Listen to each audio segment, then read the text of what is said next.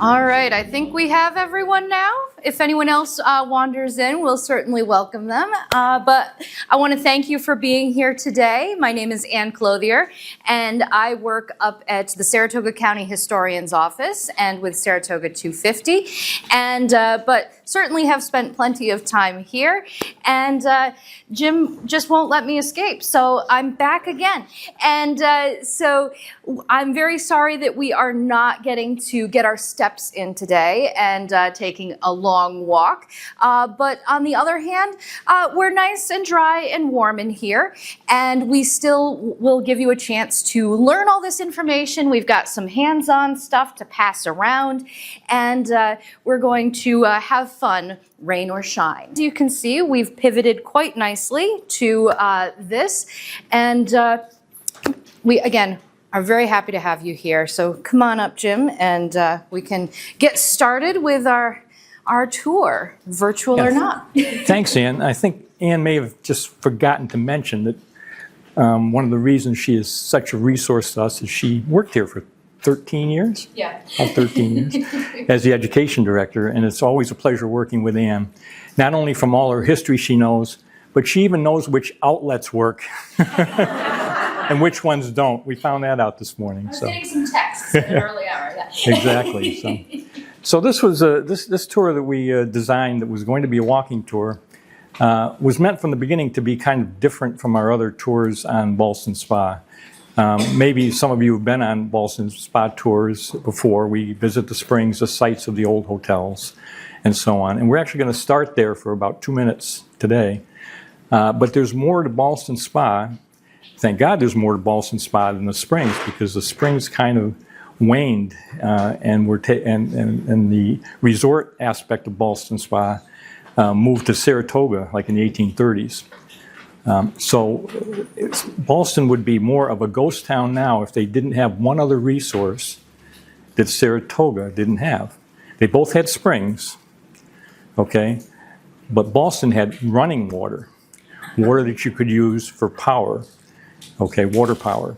Saratoga, you have to be pretty hard-pressed to find a stream in Saratoga unless you go into the park, you know.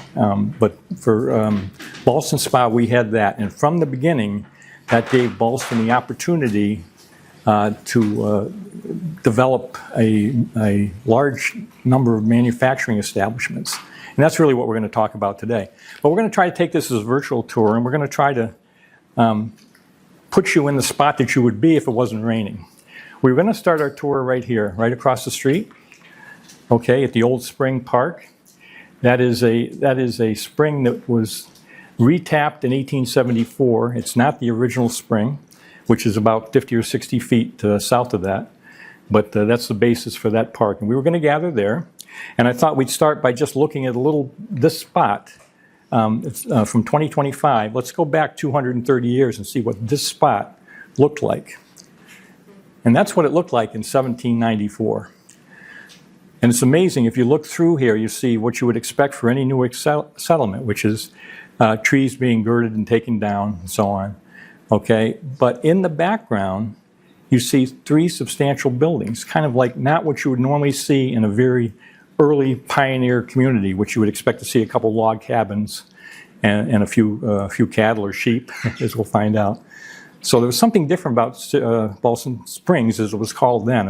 It's not a misprint. It was called Ballston Springs often up until about the early 1800s. Okay, so you'll see here, and I'm not going to be able to use this pointer very good. Hard to see, but you are here.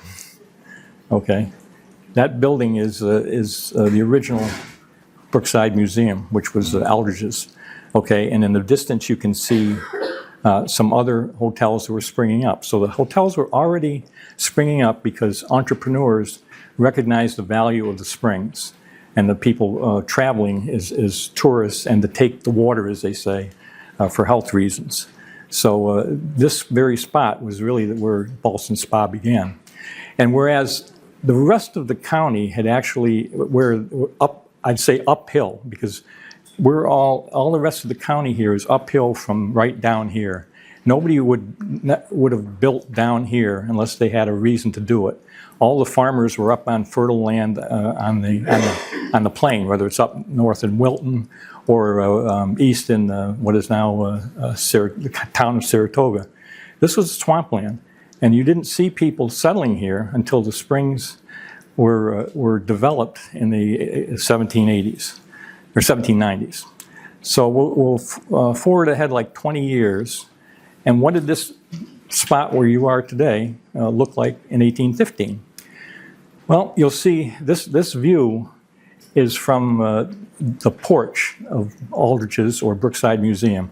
So if you were on the porch and you were looking across, what would you see? Well, the first thing you would see would be to the right there, a pretty other substantial hotel. Okay, and that was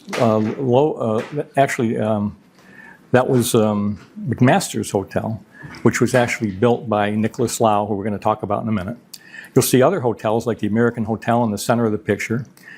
And you'll see where the actual Gordon Creek, which was actually covered by planks at that time, the original spring, okay, the original spring right there, which is right in front of where our property is, okay? And then you'll see something else. What else do you see in that picture that looks incongruent? Can't see much to it. It's called the factory, okay? Okay, a factory in a resort town in 1815. You're going to hear more about that in a minute.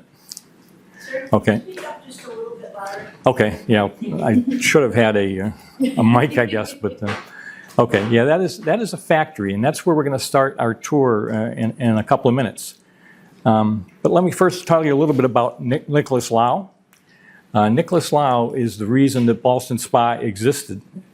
He had inherited property, most of what was Ballston Spa, after his father Cornelius died in 1777. He inherited that property along with his older brother Isaac. But unfortunately, Isaac was pretty much out of the picture at this time because he was a loyalist.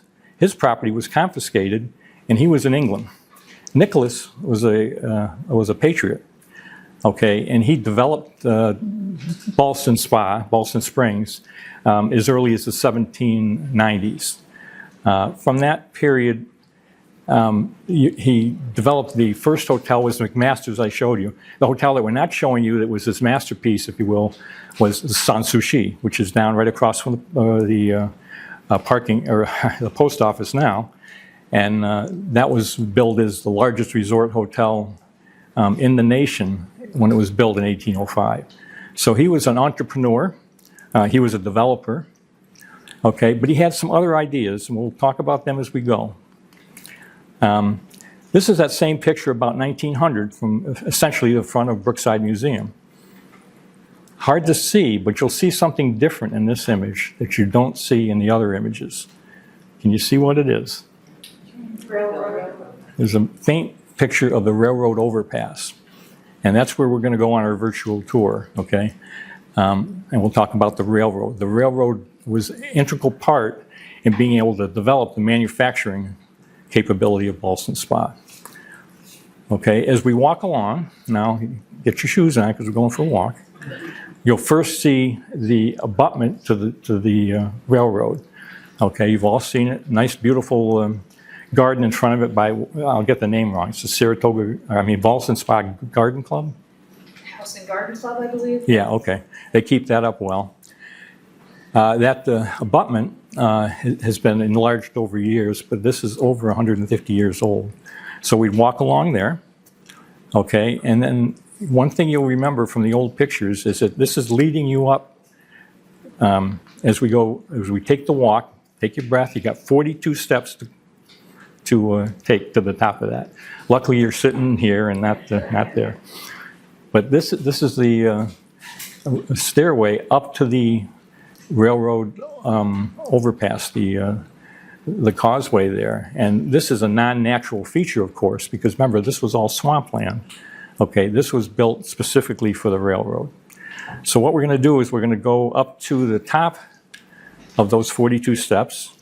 And Ann's going to talk a little bit about the first mills that developed in Ballston Spa. And then I'm going to come back and talk about Nicholas Lau's mill. So you're at the top, you're rested, you took your 42 steps, you're sitting in a couple benches, the lucky ones to get there first. And Ann's going to tell you about some of our very early mills in Ballston Spa. All right, and so we have information from a variety of sources about these mills, and one of the more unexpected sources about the mills is a couple of mentions that appear in the travelogue and letters of a young woman named Abigail May, who was a visitor here to Ballston Springs in the summer of 1800.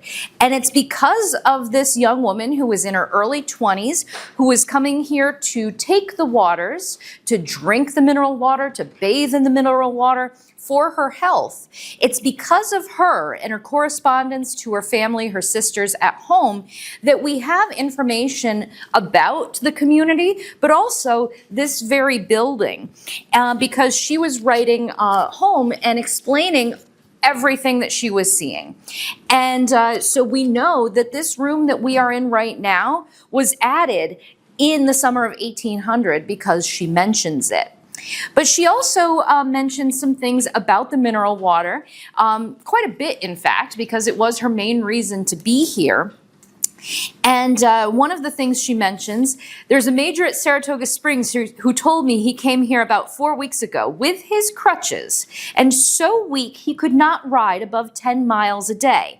He now skips about without help and rides on horseback here and back again without fatigue. I have some thoughts about having one of the bathtubs filled, and so take up my residence in it, to eat, drink, and sleep in spring water. And when it is warm, draw it off and fill it cold again.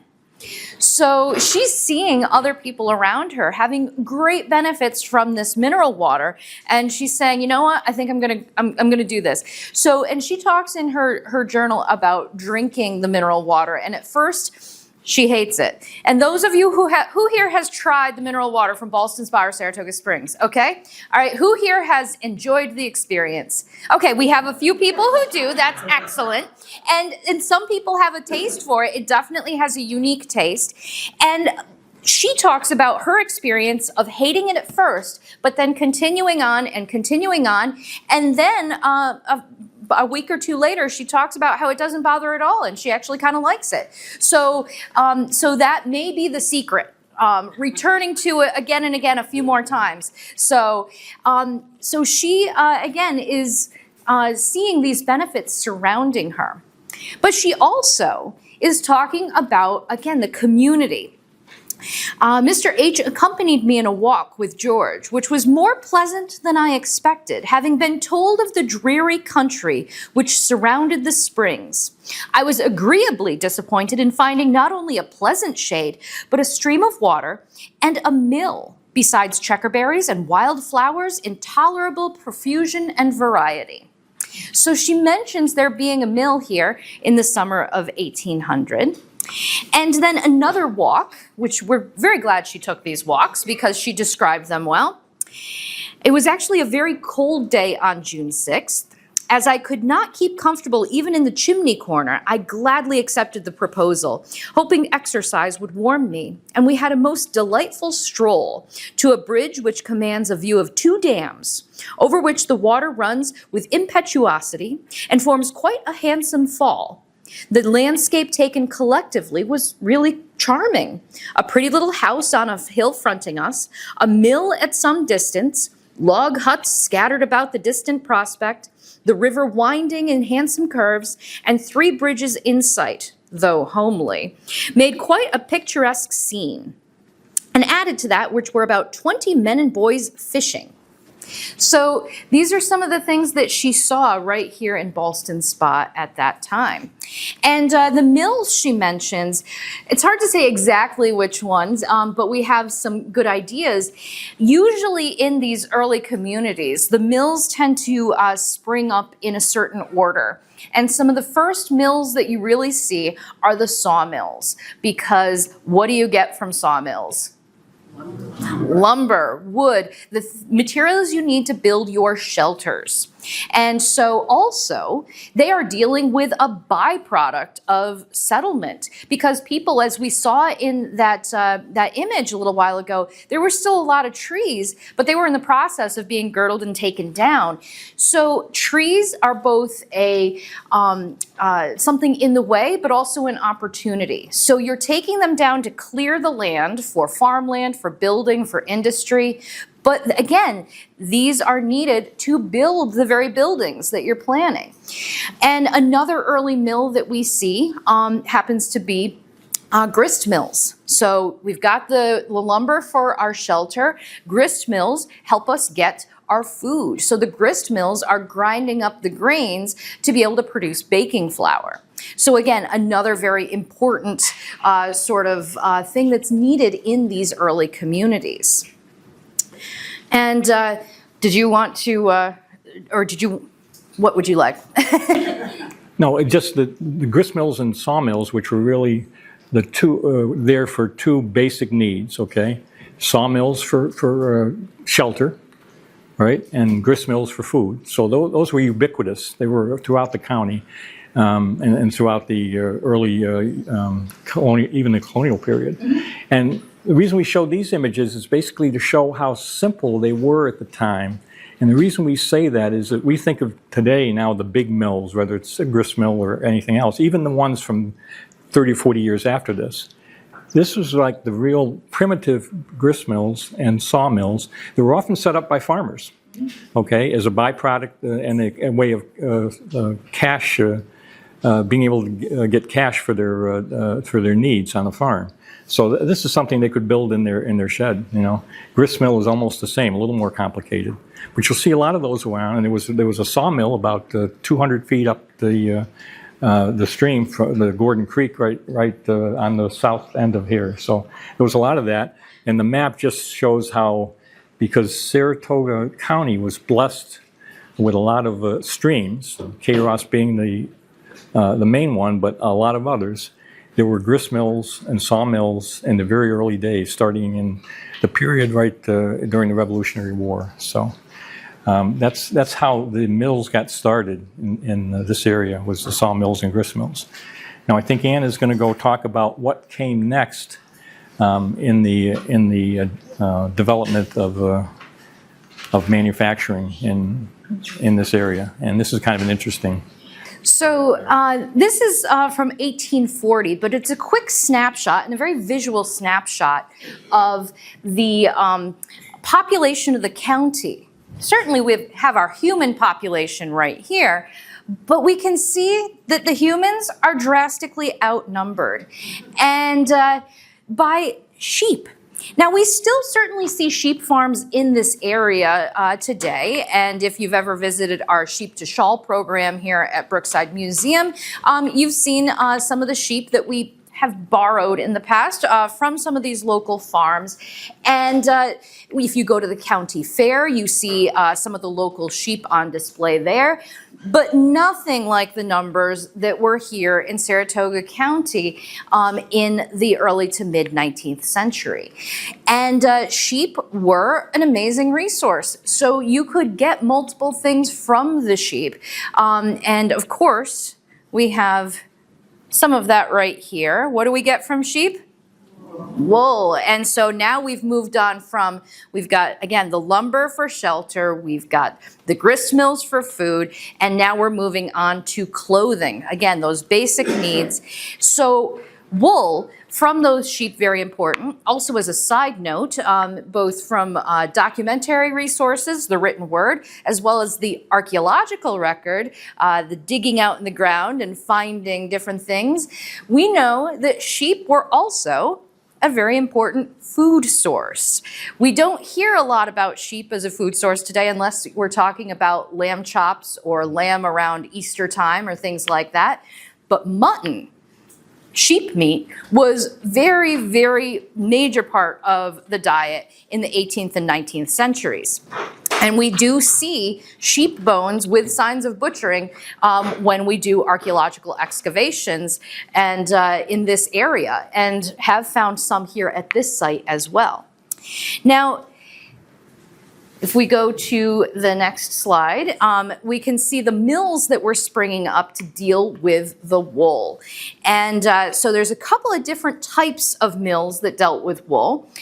So we've got the carding mills, and we've got a basic handheld version of carding here, which is the brushing of the wool fiber and getting the fibers separated and untangled, and to prepare it for the spinning process. And we can pass around a couple of these. Just be careful with the carders. They are not too bad, just careful how you grab them, and you can feel the sheep's wool. And this wool also has been washed, but you can also still feel the lanolin in that wool, which is the oils that the sheep produces. And the lanolin is actually very good for your hands, by the way, and it still is in a lot of different lotions and salves and things like that. Now, another type of mill that sprung up to deal with the wool trade were the fulling mills. And this was after the wool had been woven, then the cloth, the wool cloth, needs to be processed to really tighten up that weave. And I've got a couple of samples of wool here, we can pass those around. And you can see the difference that the processing makes between that fuzzy, soft wool that's going around on the carders and the finished wool fabric here. And so the wool fabric was very important because you've got clothing, you're also talking about blankets, household textiles, bed hangings, things like that. All very important to stay warm in the 18th and early 19th century. So they were producing that around here, but there also still was a booming trade in cloth from around the world as well. But again, this area definitely had textile mills, and we'll hear about some other types of textile mills soon too. Okay. So that was the start of the manufacturing process around here, and this is not unusual from the whole area. Yes, question? Just a quick question. The statistics about the swine, the cattle, et cetera, is that from the 1840 U.S. Census? Yes. Yep. Mm-hmm. Yeah. There's a lot that you can get from census other than just the number of people in each community. So, okay. So now we're going to walk along that trail, the Jim Tedesco Trail. And we're going to come to a spot that you can just barely see through the trees. And I'll tell you, when I first walked this years ago, those trees were not like that. You could really see where the future textile, or the former textile mill existed. But now that's the spot that you can peer through the trees and you can see Nicholas Lau's cotton factory that was constructed in 1814. And opened in 1815, and we're going to talk a little bit about that. This is a departure from what Nicholas Lau's previous enterprises were, which he was a developer. He built hotels. He leased out all the lots that were along Front Street and the streets down here to local businessmen and people. He, in about 1812, 1813, he decided to build a cotton mill. Okay. Why would he build a cotton mill in 1810, 1812? A couple of reasons. First of all, war was brewing with England, as we know, War of 1812. Because of that, the cotton supply, which was all coming from England at that time, there was embargoes imposed and so on. He saw an opportunity to produce cotton that would take advantage of the rising prices of cotton during the War of 1812. Okay, that was one of his main motivations for doing that. Unfortunately, he ran into a host of problems. It's like Murphy's Law, you know, everything that could go wrong did go wrong. But we'll start with the positive part. That is his factory from 1815. Okay, 4 stories, 4.5 stories tall, made of brick, 120 feet long, 40 feet wide. All right, and right along what is the creek that's right out here, which is Gordon's Creek called. Okay, he built that. Okay, let me back up a little bit just about Nicholas Lau. His wealth came from being a merchant and a developer in New York City. His whole family was wealthy because of that. So he had a lot of connections with people in the New York City area, specifically Ward and Tallman was the developer that he actually got some of his equipment from. But he had the idea of building a cotton factory to take advantage of those rising prices. But not just any cotton factory. He was developing, as it turns out, one of the very first cotton factories in the United States that used steam power. This is a town with waters and creeks. Why did he use steam power? In fact, we'll talk a little bit more about the owner of a lot of the water rights in this area, Hezekiah Middlebrook, and Hezekiah Middlebrook tried to convince Nicholas Lau to purchase some land from Hezekiah and use water power, because that's the way you did mills. You didn't do mills with this newfangled thing called a steam engine. Okay? For whatever reason, Nicholas chose the steam engine, and he worked with this developer or this manufacturer, Watt and Ackermans, different Ward and Tallman, sorry, in New York City. So the problem with that is it was a new invention. Okay, as they started to gather the material together and build the steam engine and getting the parts, they ran into a lot of difficulties getting the supply of the parts that they needed to build it.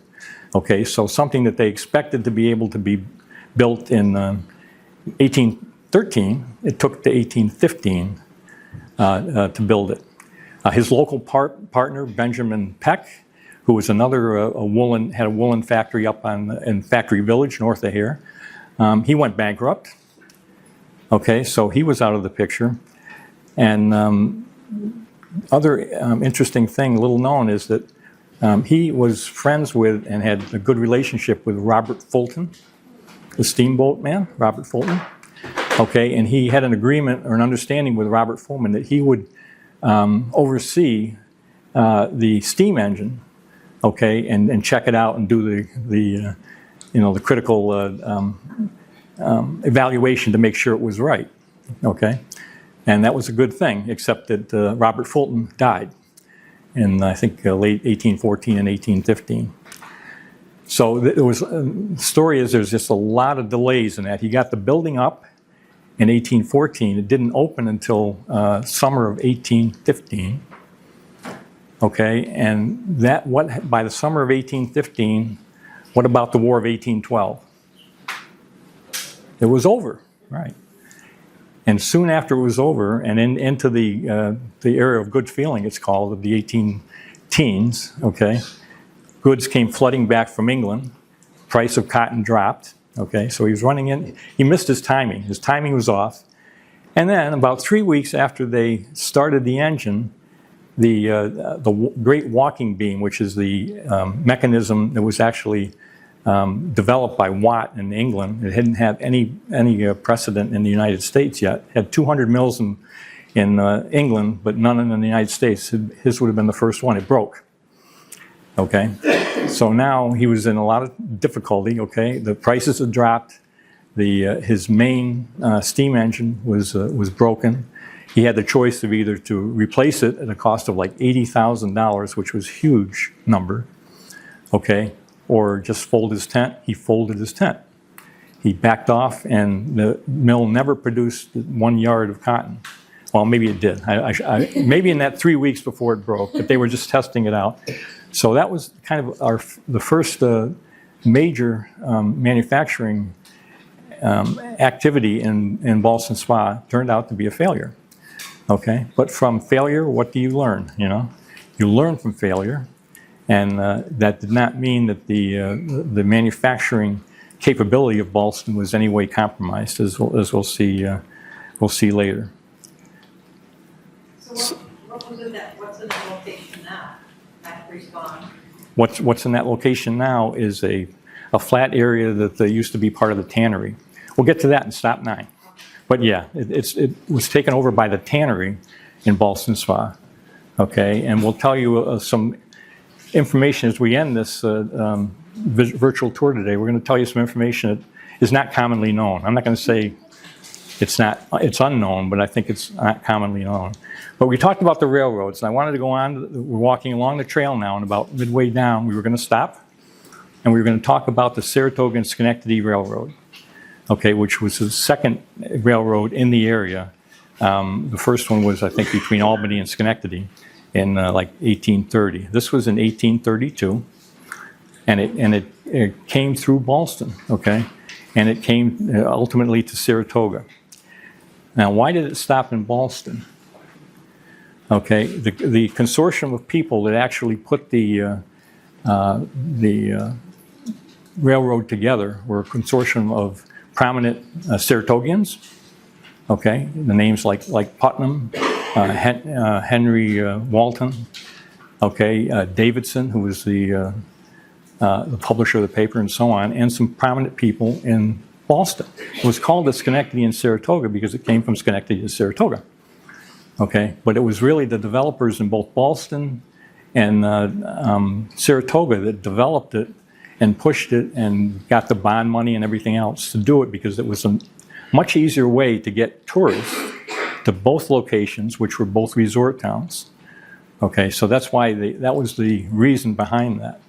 Okay, and I think as we get to that, you had a little story of what in 1832. I want to just talk about the S-curve a little bit. Okay, so you see this S-curve. This is why the railroad in 1832 and 1833 took this big S-curve. Okay, it came up from Schenectady, and because of the contract in the original agreement, it had to go through Ballston Spa. So it went through this big S-curve to come through Ballston Spa, and then cross the Kayderosseras up by what today is the factory. Okay, and the first part was finished in 1832, and it only made it as far as Ballston. Next year, it completed on to Saratoga. So both resorts had the capability of better transportation for their guests and visitors. And I think that Ann has something to share about what the experience was like at the celebration of the opening of that railroad. All right, so this is July 10th of 1832, and this is in the Saratoga Sentinel newspaper. And the glasses come out because it's some pretty tiny print and a little bit smudgy, but the Saratoga and Schenectady Railroad, this road, which was commenced about the middle of September last, is now so far completed that carriages passed over the whole line last week, excepting a short carrying place at the village of Ballston Spa. Notwithstanding the usual length and severity of the winter, nearly 21 miles of the road have been completed in about 5 laboring months, and in less than 10 months from the commencement of the work. And this too without any material extra expenditure. The cost of the road, indeed, will be within the original estimates of the engineer, Mr. Jervis, not exceeding $250,000, remember, 1832, and the opening is in all respects as early as was promised last season.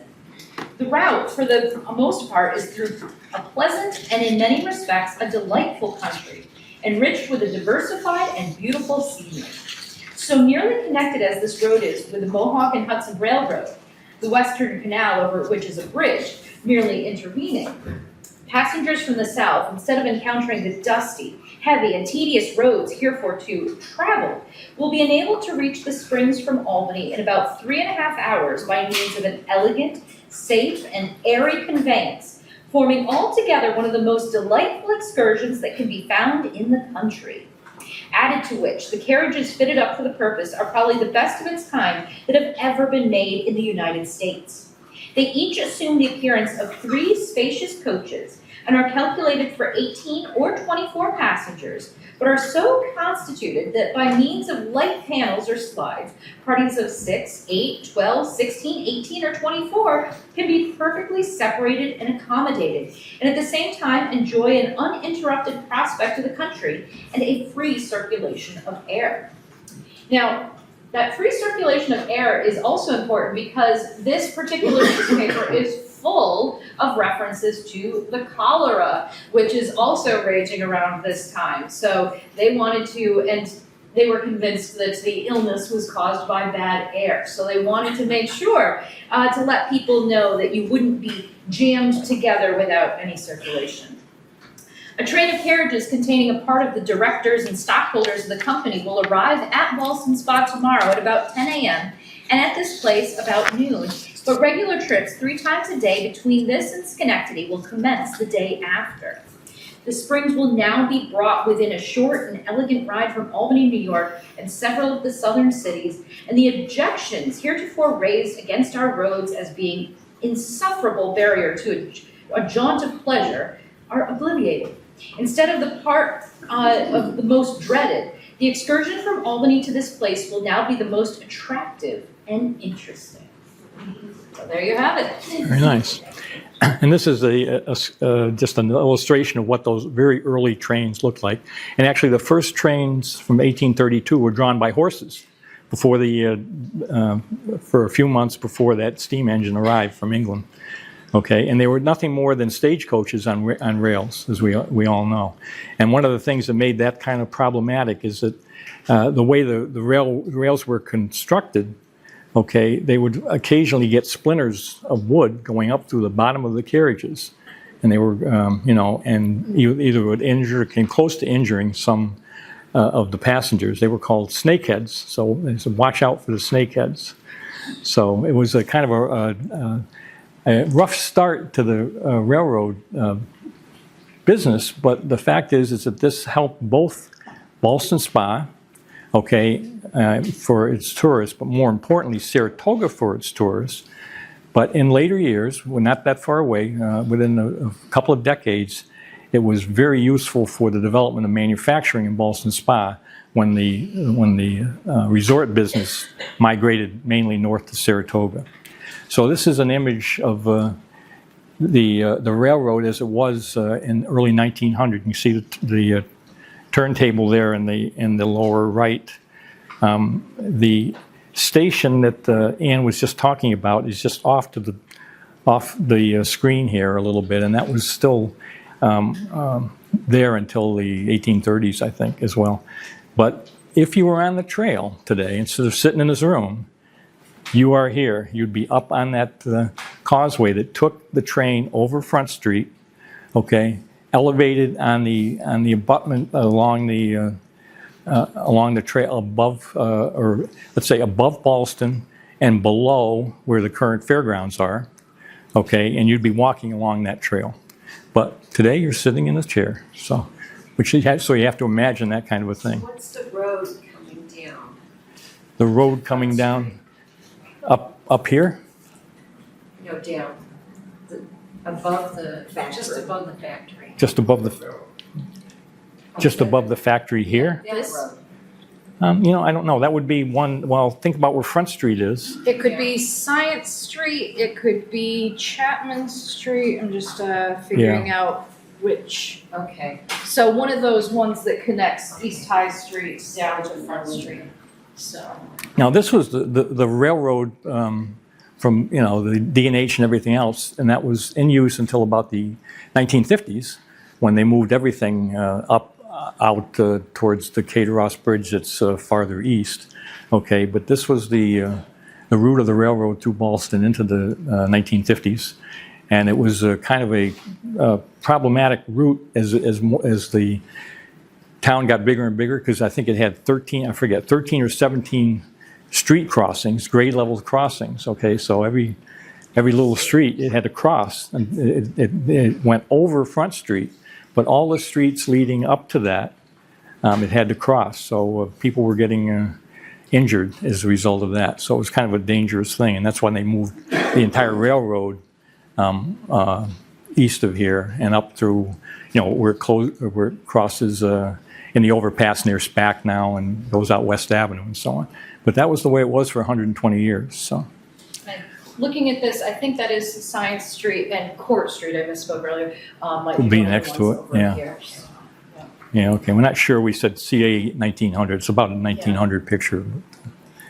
Okay, so we're walking along the trail, and we get to the end of the trail,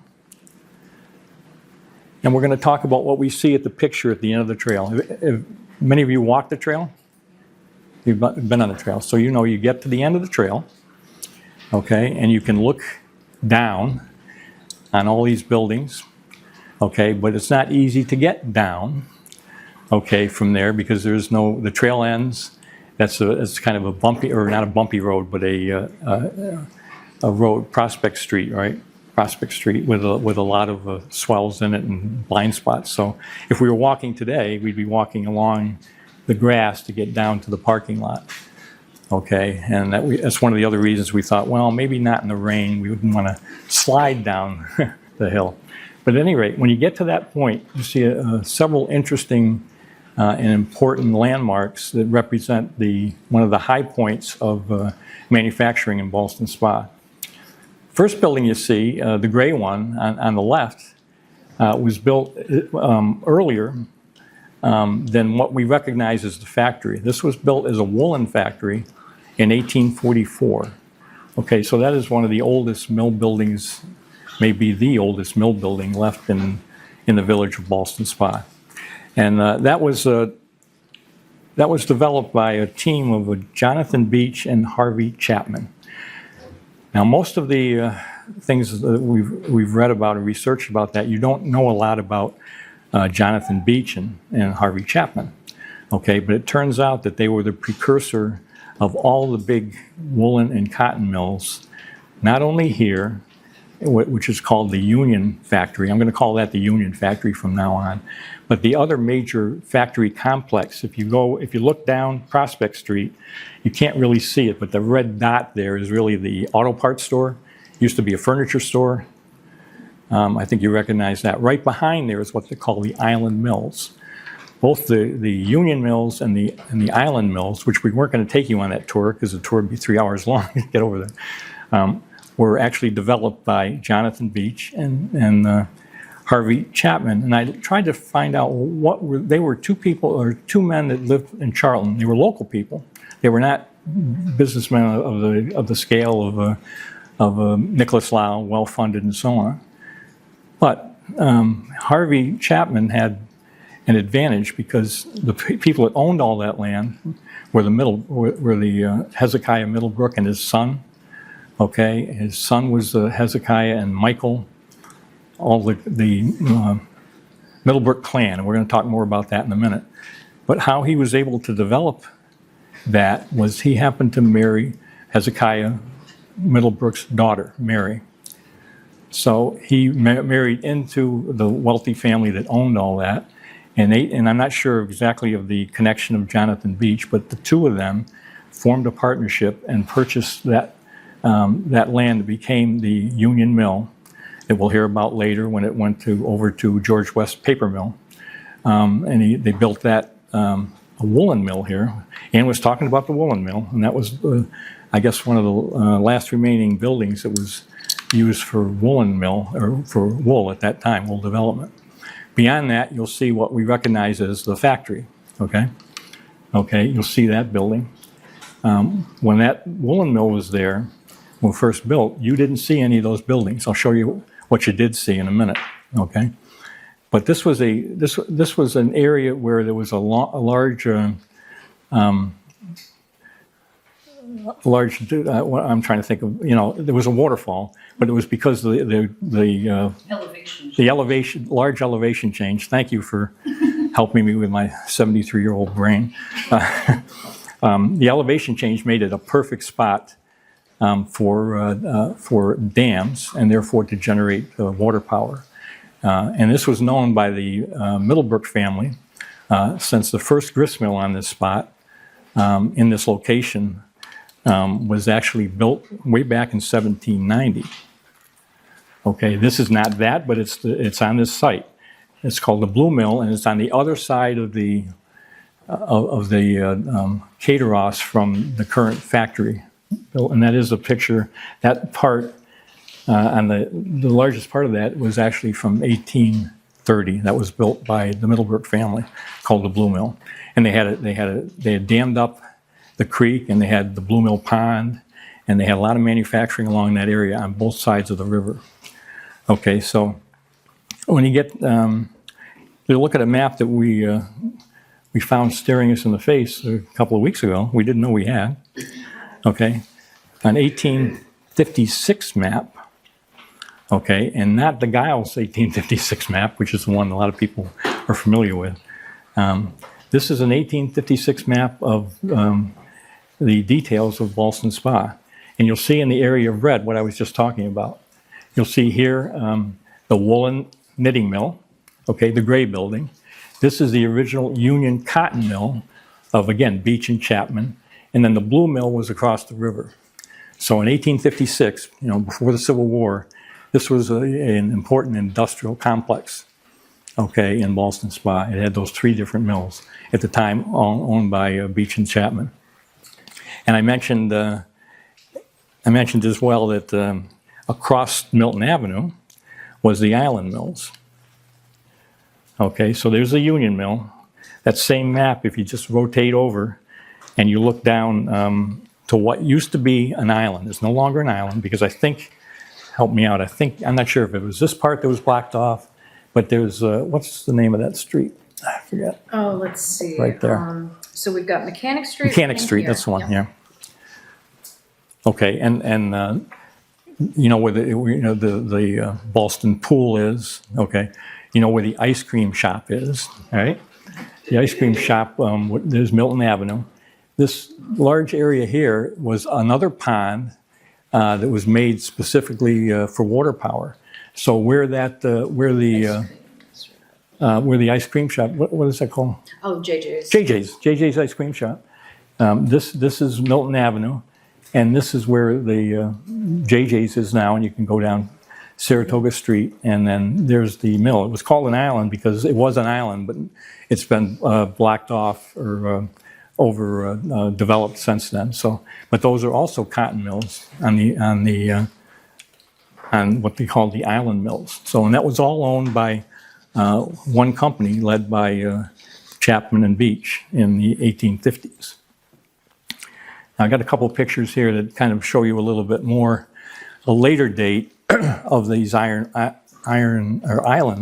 mill complex. This is about 1900. By this time, and we'll get back to it, these were all converted from cotton mills to paper mills. Okay, and we'll talk about that when we talk about George West. Okay, but they were all cotton mills or woolen mills before that. Yes? They were bringing the cotton up from the south. Yeah, they mostly. No, that was the.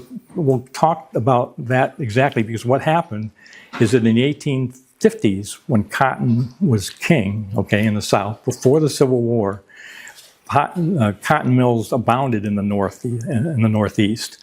Okay, well, what happened in 1860? The Civil War cut off all that supply. Okay, and it was not replenished by imports from England or any other place, not to a large extent anyway. So what happened to these mills, and was they suffered, they lost money, and some of them closed, or they significantly downsized their operation because they couldn't get cotton. Okay, as we'll see, that was a big opportunity for the entrepreneurs that were developing the paper industry to take over those factories and convert them to paper factories. So that was a good point. Yeah, they got the cotton from the South until they couldn't, and then that changed the whole industry of Ballston Spa and the Northeast. So this is jumping ahead to just show you what that mill looked like when it was a paper mill. Okay. About 1900, because it was converted. We'll talk about that conversion process. But you see, it's hard to see, but that huge machine is called the Fordriner machine. Okay, and that machine was developed in the 1820s, I think, in England, and it puts all the processes of taking raw material and developing paper into one machine. Okay, so if your raw material for paper in the beginning was rags. It transitioned to straw and then to wood pulp. There was a huge vats that were made to distill all that material to make it into a slurry that would go into the upper part of the machine. And through, I was telling Ann, I was reading in a great book by Tim Starr, all the steps in the process to go from it being a slurry of raw material to paper, all running through that machine. It's like 15 different steps. Okay, but that's really what revolutionized the paper industry. And because of the entrepreneurs in Ballston, they were able to take advantage of that invention. And if you look at the Sanborn maps that developed show the manufacturing capability of all these, they have these mills had dozens of these huge 60-foot long floor dryer mills. So okay, now we move down. Yeah. So they didn't use the pulp for making the lumber. They hadn't gotten into doing paper manufacturing at that point. They were. Lumbering was separate, and they hadn't Yes. progressed. Yeah. They were. Well, they were making paper with that floor dryer machine. That's what they were making. It wasn't wool. Okay, it was paper. Okay, and and we'll talk about that a little bit. The paper mills in this area started first outside of Ballston Spa. Ballston Spa was still operating these cotton mills. Okay, the paper industry in Saratoga County really started upstream on the Kayderosseras at places like Rock City Falls, and we're going to talk about that when we talk about George West in just a second. So now we're down in the parking lot, right across from the factory restaurant, which I hope you've all enjoyed from time to time. And this is where we were going to be about now, looking at George West's factory. Okay, and that shows you the specifics of this factory, or the outline of this factory that was built in 1879. We'll show you how we got there. A little bit about George West. Okay, George West was from England.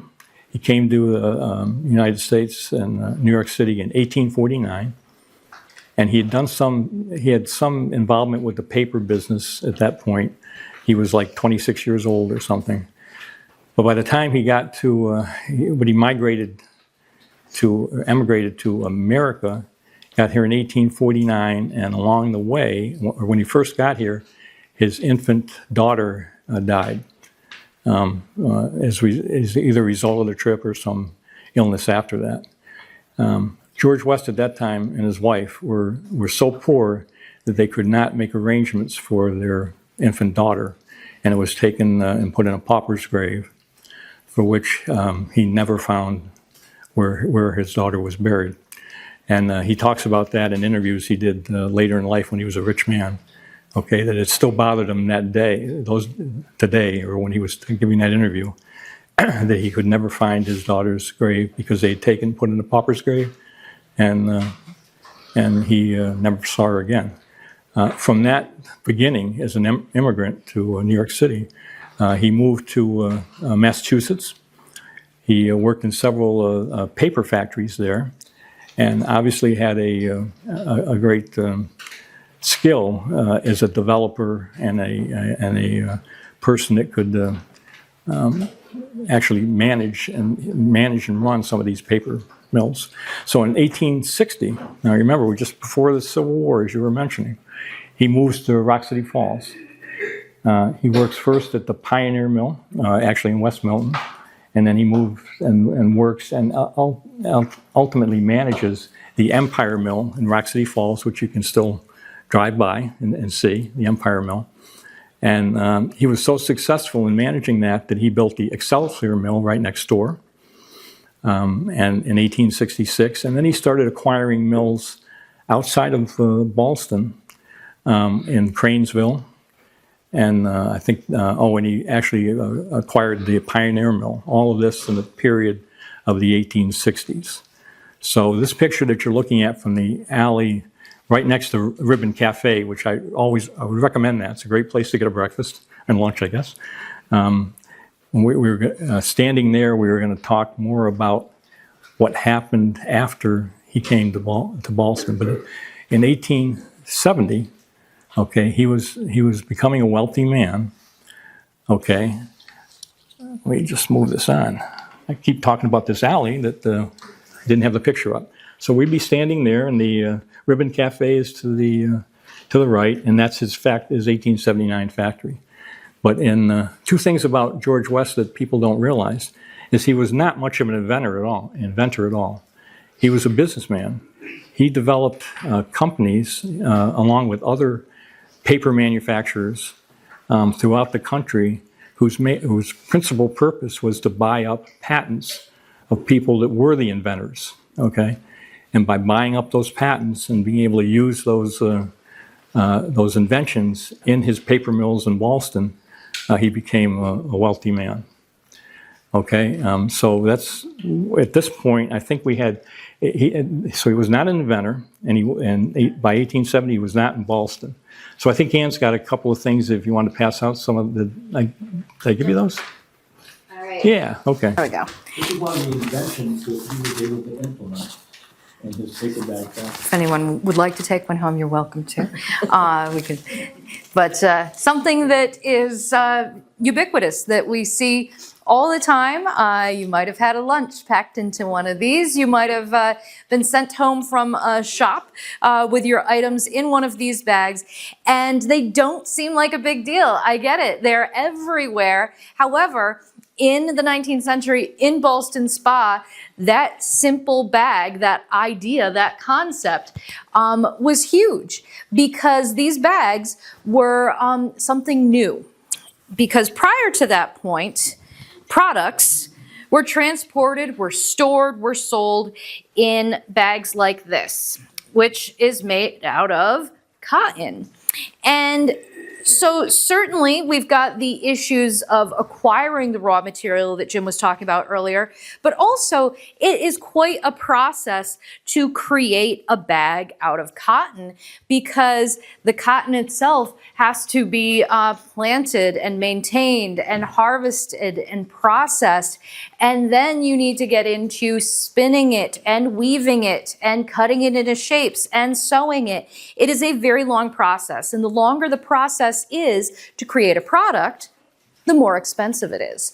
So if you can streamline that and be making these bags, these flat-bottomed paper bags, and selling those, that is a very popular product because it is cutting down the cost for be it the grist mill owner who is putting baking flour or animal feed into a bag to sell it. You're not having to invest that large amount of money in your container. So it brings down costs, and that makes it, again, a very popular innovation. And also the fact that it is a flat-bottomed paper bag is very important as well because it will stand up as you fill it. And they also had it so that you could open it one-handed. So if you were controlling, say, the flow of grain or something like that with one hand, you can open the other hand. To have, if you have any more paper bags, I'd like the Charbonneau kids to have a couple of the bags. So, Do a little demonstration. yes, I'll grab that back for just a moment. I sent them all around. And so, but this idea, what was that? Don't show the secret. Okay. Can you just pass it over to them? This was called a self-opening bag. Okay. How do you open this bag with one hand? That's one way. She's got it. If you look at these bags, it's got a little lip on it, right? Like all these bags. I never realized this, okay? Take your bag with your one hand and just flip it like that, and that's a self-opening bag. And that was an invention that George West did not invent, but he capitalized on it, and his bags are self-opening. Yeah, you got to whip your hand. Yeah.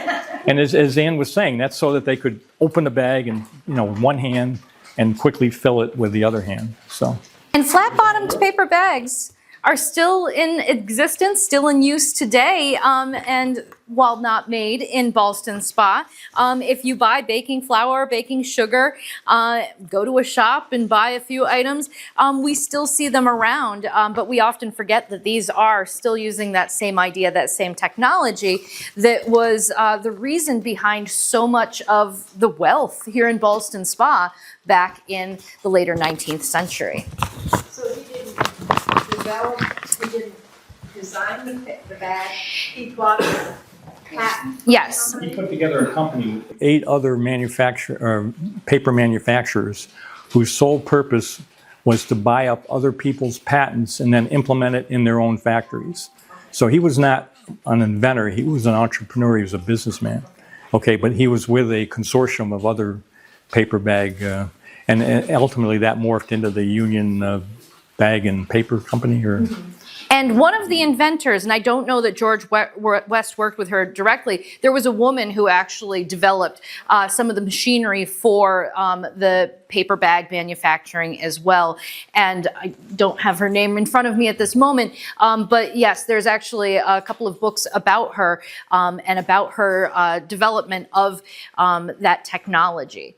And so, but again, it's kind of been a misinformation that's been out there for a long time. George West invented the flat-bottomed paper bag, and we've all heard that here in Ballston Spa, but he was not the inventor, and there's a lot more nuance to that. He was certainly very involved in the process. But got rich off of it. Exactly. And brought a lot of wealth to Ballston Spa as a result of those corporations and everything, too. I'm thinking that they weren't really interested in recycling or reuse. No. Perhaps those fabric bags were germ-laden. Do you think that there was a concern back then, starting to think that we can't continue to reuse these bags, they're dirty? There's definitely... Yeah, with the paper industry in general, there's a lot of elements that do come from that idea of sanitation.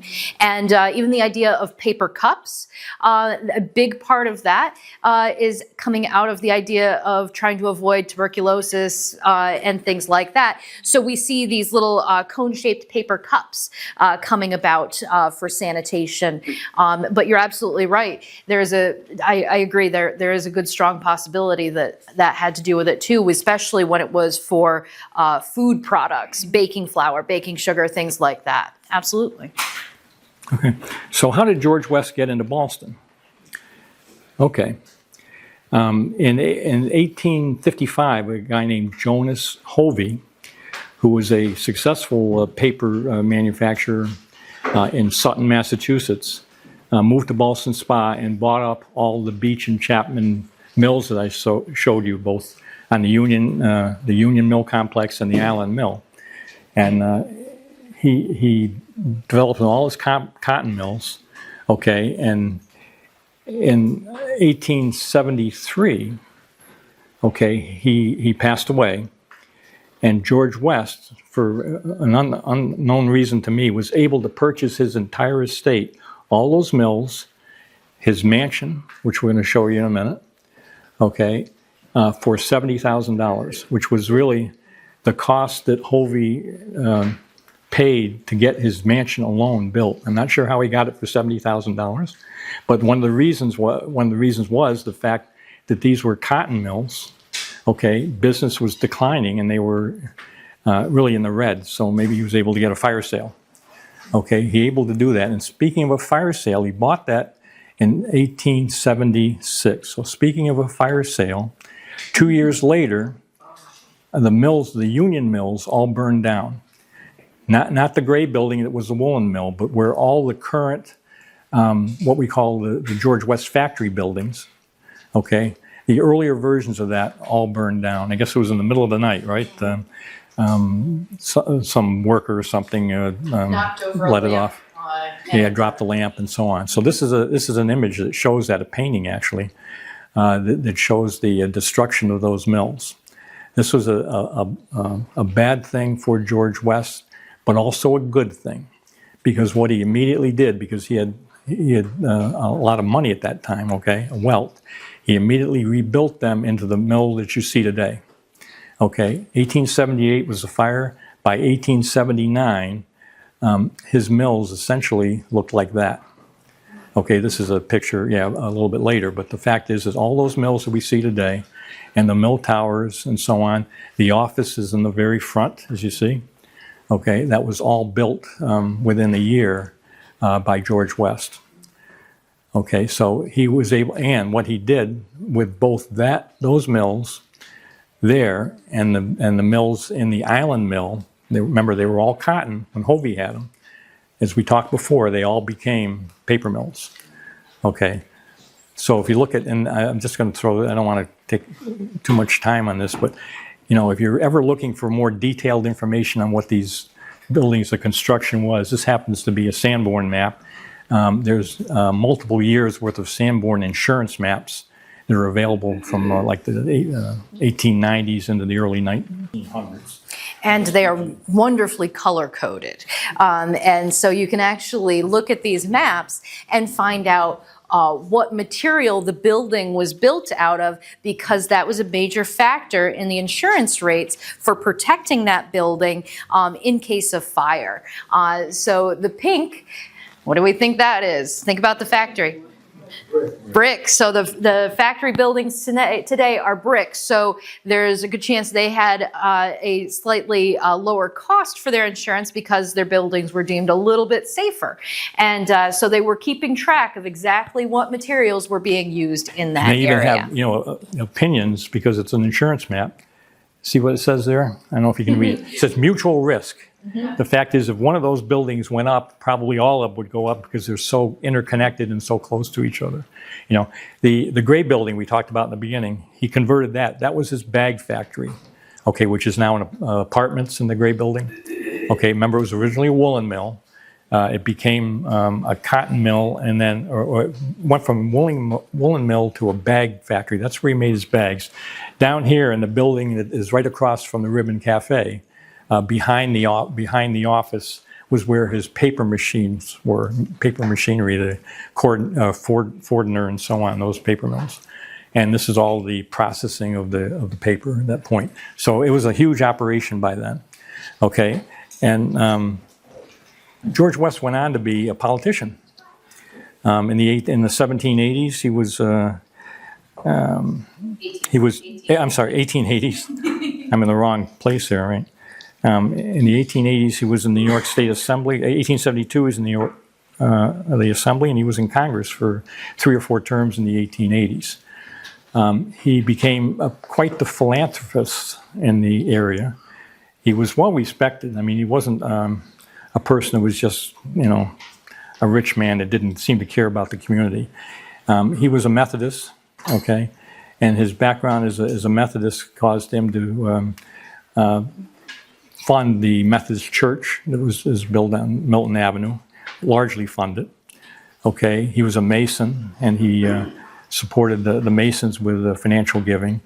And some of you may know he was a person that built a museum in Round Lake. What's the connection with Round Lake, do you think? What was Round Lake? It was a Methodist camp. So that was his connection, and he was very well known as a person that was a philanthropist, large and small, but those are some of the big items that he did. He died in 1901. His sons took over the business. But again, by that time, larger paper factories were taking over the business in other areas. I mean, huge paper factories, like, you know, places like Lowell, Massachusetts or something. I don't know if they were paper or textile. They were textile first. But anyway, so the mills became less efficient, and in 1815 they were sold, and the island mills were never used again, as far as I know. The Union Mill was used again, and Ann's going to talk about what came next for the factory that we know as, what do we know it as? What do we know the factory? Here we go. Take a couple of pieces and make this a multi-sensory experience. Any excuse to be able to have some chocolate during a program, of course. So, so in the late 19-teens, early 1920s, this transitioned, and in the early 1920s, Frederick Bischoff actually started a chocolate company right here in Ballston Spa. And so that existed here for about 20-25 years. And we have an example of a recreated chocolate bar here. This is one that I used to take into classrooms when I worked with 6th graders to talk about the history. I wasn't allowed to pass around real chocolate, but I had this and I showed them this, and I'd pass it around so they could see what the bar and the packaging would look like. And they were all convinced I was holding out on them, that there was real 80, 90-year-old chocolate in here, and they needed to get in there and see and make sure. And so that's why this poor package is in such terrible condition. Thankfully, it's a replica, but it's wrapped around a block of pine, not as tasty as they were hoping for. So, but that taught me the lesson that if you can hand out chocolate when you're talking about a chocolate factory. And so Frederick Bischoff certainly developed that set of buildings into a chocolate factory, and also developed gardens that were very attractively landscaped around the factory. Had lit lights under the dam up there, and there was also a mineral spring there as well. And the mineral spring is roughly around Russell's Deli area today. And another good place to eat. We're going to make this a commercial for all our friends in the community. And so this is, again, a notable location. And I remember my grandmother, who grew up right around Malta, Ballston Spa, went to school here in Ballston Spa, talking about the scent of chocolate. When you walked around Ballston Spa, that you could smell the chocolate emanating from that building. And granted, if you walked south a little bit, you might smell the tannery. But this area smelled amazing. And also I've heard stories about that there were some youths that would ride their bikes around, and they had a particular circuit. And out a little bit further on Malta Avenue, there was bottling plant at Hyde's Franklin Spring, where they would actually bottle soda, but it was from a mineral spring, so they got to call it a health drink. And it came out of the ground naturally bubbly and carbonated, so they'd add root beer flavoring, orange flavoring, things like that. And so the kids would bike over there and kind of look sad at the loading dock, and sometimes the workers would give them some bottles of soda. And then they'd bike over to the factory, and they'd look sad at the loading dock, and sometimes the workers would throw out some broken candy bars to them. And so that was part of their pastime in the area. What that beef was? The battery? Battery was running low. Okay, so I will finish up what I was saying, and then I will work on getting that hooked up. And so unfortunately, the chocolate factory was pretty much winding down in the 1940s because of shortages, because of the challenge of getting things like cocoa and sugar imported during a literal world war. That's not stuff that you can just grow down the road in Milton or Galway. So it had to be imported, became very challenging to do so. There was rationing. So unfortunately, the chocolate factory did not survive that. And it sat vacant for a long time and was used as storage and things like that. And lost it. And eventually was purchased and restored by the DiFilippo family, and they've done a wonderful job not only of creating again a restaurant in this town, but also again maintaining one of these landmarks and using adaptive reuse, the recycling of old buildings, to really make it a notable and unique place for the community. And so I know it sounds like we're just a walking commercial for all these places, but no, I've always been again very grateful that they have put that investment and that effort into making sure that these landmarks that really make Ballston Spa, making sure that they still exist to this day. If we did the tour, we would be going from the factory. Okay, we'd be walking down Milton Avenue, and we would not be looking at George West's mansion. Does anybody know where George West's mansion was? It's where the gas station was. That building, and if we get back up, we'll see if we get it. But that mansion was built by Jonas Hovey in 1864. It's a beautiful mansion. As I already mentioned, the cost at the time was like $70,000. It was part of what George West acquired in 1874 or 1875 when he purchased Hovey's estate. Okay, and then when George West passed, and the factory got taken over by Mr. Chocolate Factory, Bischoff, he lived in that house. Okay, until the factory closed in like 1945-ish, right after the war, and it was pretty much abandoned as far as I know. And then in 1955, it was sold, okay, and we got the gas station. This was what life was like when I was growing up in Saratoga. The 1950s were not a great time for historic restoration, so perfect. There's the mansion. So that's the mansion, yeah, that's a beautiful spot. This happens to be a picture from the 30s. But we'd be walking along Milton Avenue. You would not see that. And I'm not going to show you the gas station that you would see. Why did they tear down the mansion? What? Why did they tear it down? Right. Somebody bought it.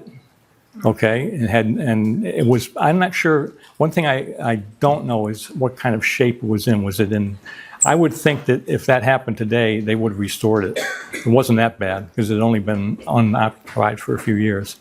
It was financial. I mean, ask why all the condos go up in Saratoga. You know?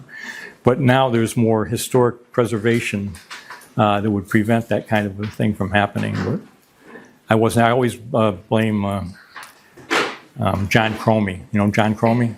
I blame him because he was a Yorker in the 50s and early 60s. I said, how'd you let that happen? But I don't know that to be Not true. acknowledging the fact that he's Yeah, right. a Yeah. child or teenager. Yeah, right, yeah. Right, he couldn't do much about it.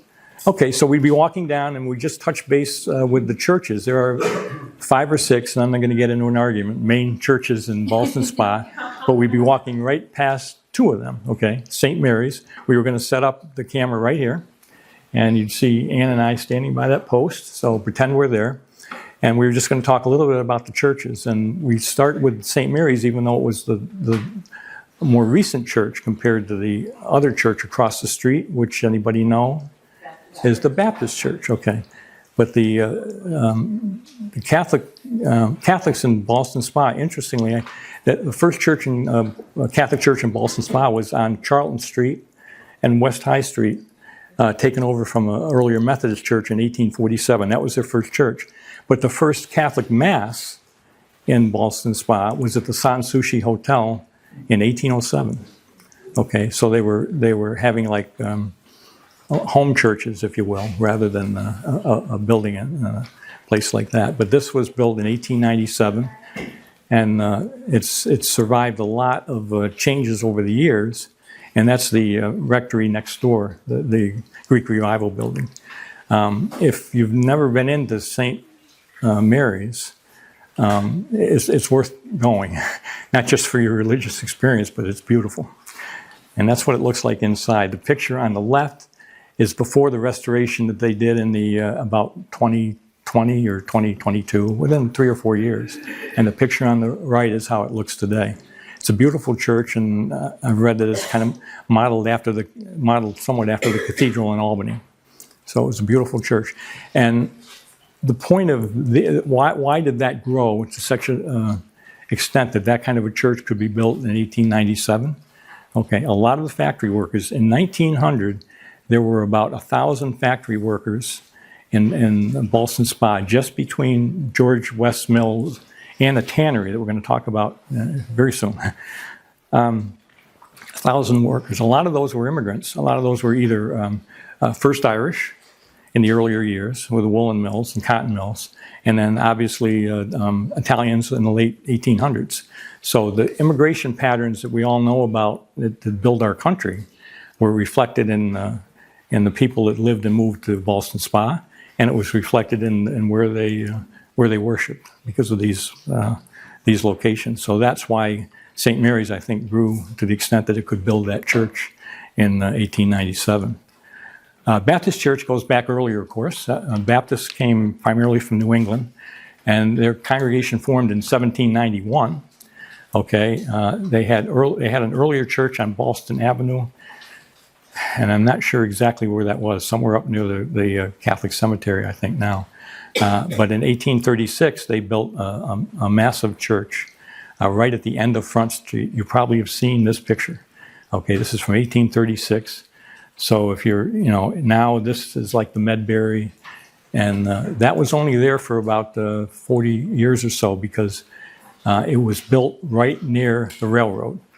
Okay, the railroad was damaging the church and the foundations And so I think in 1897 again, it's kind of interesting, both the same year, the Catholic Church was built and the new Baptist Church was built across the street, which looks like this is an old postcard of it, but it doesn't look that much different today. And that's a beautiful stone church as well. Okay, and yeah. My great-great-uncle was a pastor at the one on Front Street. Oh, really? Really? The one across from Front Street? Yes. Wow, that's quite a legacy. Yeah, that's for sure. Yeah. Well, that's how the church is developed, and in this area, Baptists were one of the first. The very earliest ones were the Congregational Presbyterians out at Ballston Center. But I digress. But we would be walking through here, we'd see that, and then we come to our last stop, and I bet you they're getting tired of sitting in your seats. They're glad of that. Okay, we come to the tannery. This is the tannery as we know it today. As we walk down Bath Street, okay, you'll see the big elevator shaft and so on, and this ivy-covered building is the one that's on Bath Street, and you'll see this one jutting out to the left here. That's part of the factory as well. Okay, let's go back just a little bit then to what we started in the early part of the tour. Okay, this happened. I showed you a picture of Nicholas Lau's cotton factory, right?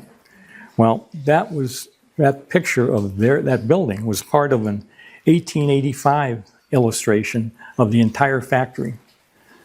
Okay, so it's a little harder to see, but see all those massive buildings that were added by 1885. Well, how did they get there? Between the late 1870s and up to 1881, Samuel Haight had a tannery in Milton Center, up on the Kayderosseras, the upper Kayderosseras in Milton Center. And in 1881, in December, it burned down. Okay, Samuel Haight immediately acquired the old. Did you ever have that oilcloth thing? No. Okay, no, never mind. Okay, one thing I left out is that when Nicholas Lau's factory was abandoned, it stayed empty for almost 30 years, till 1850. And then a man built an oilcloth factory there. So this building, it was the old cotton factory that never operated, was run as an oilcloth factory from 1850 until like in the 1870s. And then it was available. It was not shut down or anything. So Samuel Haight moved his tannery to that building, and within a couple of years, he built all the other buildings around it. Okay, so if you look again at you go back to a Sanborn map, okay, you'll see remember the color brick? This is the old factory of Samuel Lau, built in 1815, this part of it here, okay? There's another brick section over there that was newer. All this other area, and this was a 1911 Sanborn map, was built as an expansion of the tannery, okay? And in those years between early 1880s and this Sanborn map from 1911. So that's Lau's cotton factory, still there in 1911, okay, which I didn't know. A lot of people were thinking that this building in front of it, which is the same dimensions and so on, might have been Lau's factory, original factory. It was not. It was behind it, and it no longer exists. Okay, how do we know that? Well, thanks to the work of our videographer, Dave Waite, who's good at this kind of stuff, and I'm not, he overlaid a Google map with an earlier version of a Sanborn map.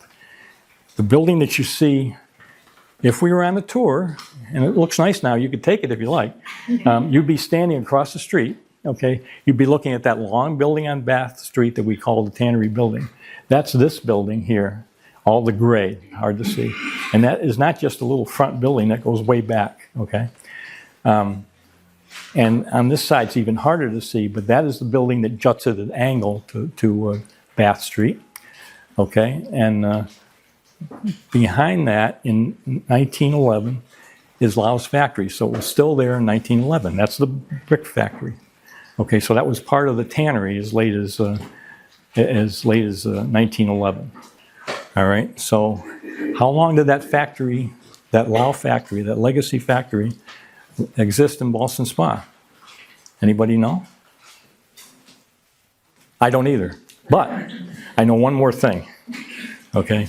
And that is, it was there in 1936, okay?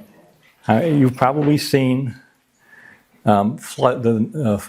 pictures of the floods in Ballston Spa in 1936. There's other pictures like this.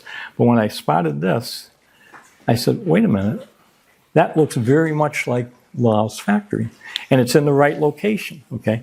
This is an overflowed Gordon Creek in 1836. It was a massive flood, okay? So that was there, that building, built in 1815, was still there in 1936. And it's behind the squarish two-story building you see now is the tannery, part of the tannery that's no longer there, okay?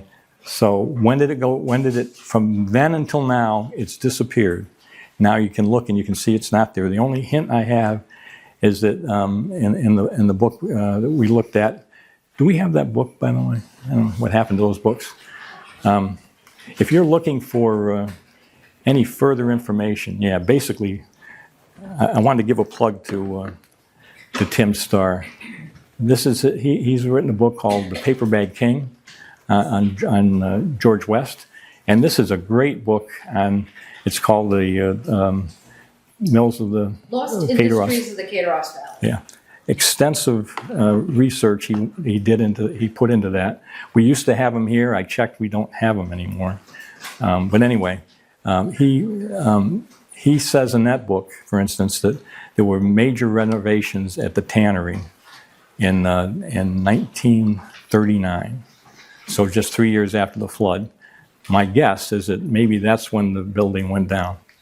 You're shaking your head like you know, or you just think it makes sense? Okay, I'm looking for somebody that's got the smoking gun, but that's our supposition at this stage. So it's Gordon Creek and the Kayderosseras flooding? yeah. Well, the Gordon Creek goes into the Kayderosseras down near the Island Mills. Okay. That's on the other side of Milton Avenue, and Gordon Creek doesn't look like that unless there's a huge flood. Okay. Did you wanted to talk just a little bit about the tannery? Yeah, the tannery. So passed around a couple of samples of leather, and the tannery was another one of these important industries because leather, absolutely important for apparel, your shoes, belts, things like that. Also for your transportation, because all of the harnesses and saddles and things like that were made out of leather as well, along with many, many other things. So the tannery was providing an important business, and it was also dealing with what could be deemed a byproduct from processing animals for meat as well. So those hides are going to the tannery. They're being put through an extensive process of removing the fur and going through different chemical baths and things like that. Now, the tannery was, as we've seen, located along the creek. And so certainly you've got that element of hydropower, but we also have to remember that these creeks were also being used as a waste disposal system by many of these industries. And this really became an issue in the early 20th century. And this is an article from the December 20th, 1917 Schenectady Gazette. Tannery company must pay damage. Justice Kellogg hands down an important decision in the Ballston case. Handed down an important decision in the action brought by Catherine Driscoll against the American Hide and Leather Company to recover for the pollution of the Kayderosseras Creek by refuse from the tannery. The justice holds the plaintiff is entitled to recover, but the application for a permanent injunction is denied. The case has been one of long-standing, and the outcome has been watched with interest, not only because it affects one of the largest industries in Ballston Spa, but because a number of other cases hinge on the outcome of this. It was alleged that in the complaint that the germs of anthrax came from the tannery and through the medium of the creek were transmitted to cattle owned by farmers living along the creek. A number of cows died, and the decision of the court is that the plaintiff can recover the value of the cattle which died of anthrax.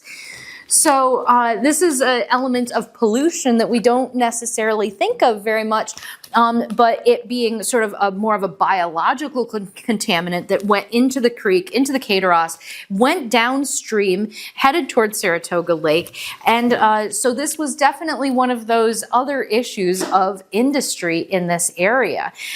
So again, something important to remember when we consider all of these different factories and mills and things like that that were in this area. Yeah, and yes, Jim, is that where they want to build the new apartments? I believe so. Yeah, I believe so. And I'm not sure what needs to be done to remove any potential pollution, or has that already been scoured? I'm not that up to the current events on that. But yes, that's the location. Yeah. Okay, that basically, I just want to say that the tour ends here. Okay.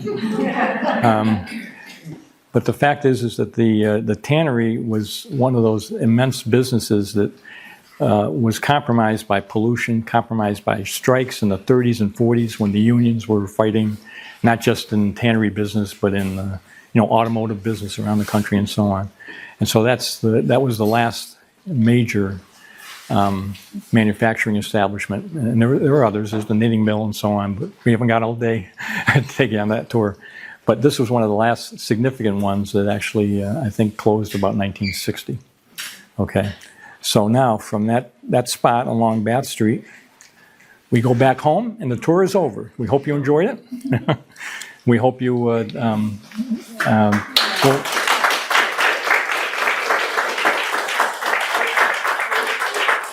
if you have any questions, we'll entertain them, and we really hope you do get up on that tour, that trail.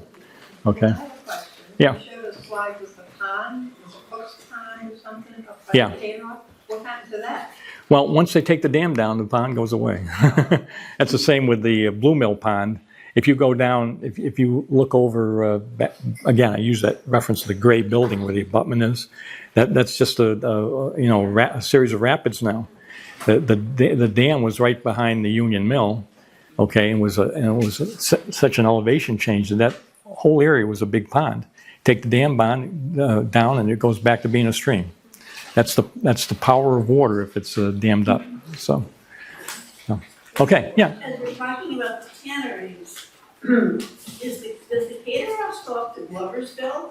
So does that would have No, the been more- Kayderosseras starts in the northwestern part of Saratoga County. Yeah. Certainly, the issues of the tannery were from here in Ballston Spa exclusively, so, but yep. Yeah. Okay.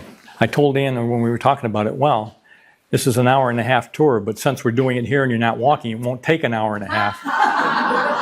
Sorry, I hope you were able to survive through an hour and a half of listening to us. Children serving. Yes, exactly. Yeah, we're glad. These are our future historians here, and we need them. So thank you very much for coming. And don't forget how to open that bag.